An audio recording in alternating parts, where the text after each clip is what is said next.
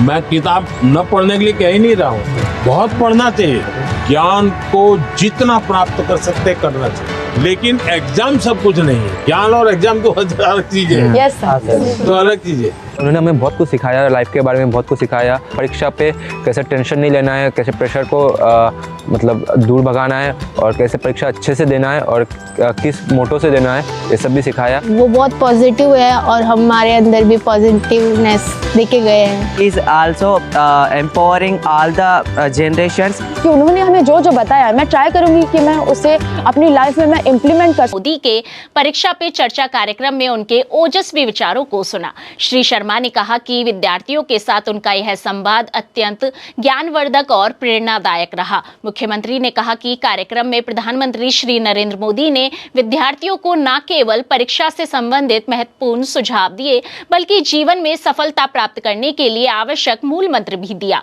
उन्होंने कहा कि विद्यार्थियों को तनाव मुक्त होकर परीक्षा देने का संदेश प्रधानमंत्री ने दिया और आत्मविश्वास के साथ आगे बढ़ने की प्रेरणा दी। में महादेव मंदिर के प्राण प्रतिष्ठा महोत्सव में शिरकत की। श्री शर्मा ने कहा कि हमारा प्रदेश आध्यात्म और संस्कृति की धरा है। उन्होंने कहा कि हमारी सरकार का विशेष फोकस यहाँ के धार्मिक स्थलों के विकास पर है। इस दिशा में राज्य सरकार लगातार प्रयासरत है। उन्होंने कहा कि हम विकास भी विरासत भी के मंत्र के साथ काम कर रहे हैं। साथियों, मंदिर एवं मूर्तियों की प्राण प्रतिष्ठा भारतीय संस्कृति एवं परंपरा का अनादिकाल में हिस्सा रही है।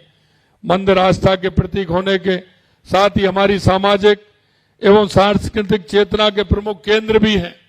यहाँ से हमारी सांस्कृतिक चेतना और हमारी संस्कृति का उदय होता है।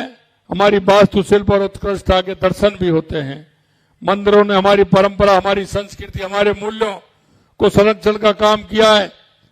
मंदिर भारतीय सनातन संस्कृति की आत्मा है, क्योंकि इन मंदिरों के माध्यम से, देवालयों के माध्यम से, हमारे इस तरह के सांस्कृतिक केंद्रों के माध्यम से हमारी विरासत को मजबूत करने का काम हम करते हैं। आध्यात्मिक क्षेत्र में भारत की जो उपलब्धियां रही हैं, जो पहचान है, उसमें मंदिरों का बहुत बड़ा योगदान है।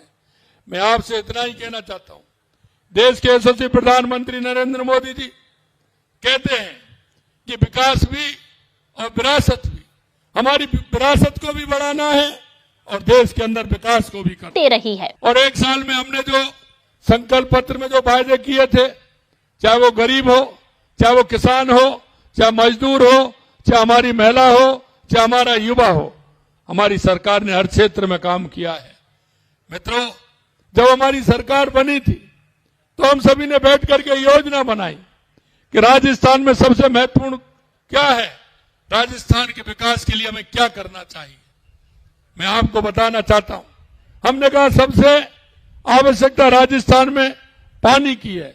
अगर राजस्थान की इस प्यासी धरती को पानी मिलेगा तो निश्चित रूप से राजस्थान एक विकसित राजस्थान बनेगा। इसलिए मैं आपको बताना चाहता हूं, चाहे हमारी ईआरसीपी की योजना हो, चाहे हमारा यमुना जल समझौता हो, या हमारी देवास स्कीम हो, जो आधा पानी हमारा अरब सागर की तरफ जाता था, आधा पानी हमारा हिंद महासागर की तरफ आता है, आधा अरब सागर की तरफ जाता है, उसको देवास स्कीम के माध्यम से, एनीकट के माध्यम से और उसमें टनल के माध्यम से वो पानी आपके इस मातृकुंडा बांध के माध्यम से पूरे राजस्थान को पानी मिले, ये भी व्यवस्था हमने की है जिससे वो पानी यहां आ सके। दूसरी हमारी आवश्यकता थी और वो आवश्यकता ये थी कि हमारे किसान को बिजली अगर मिलेगी तो हमारी सिंचाई ठीक प्रकार से होगी।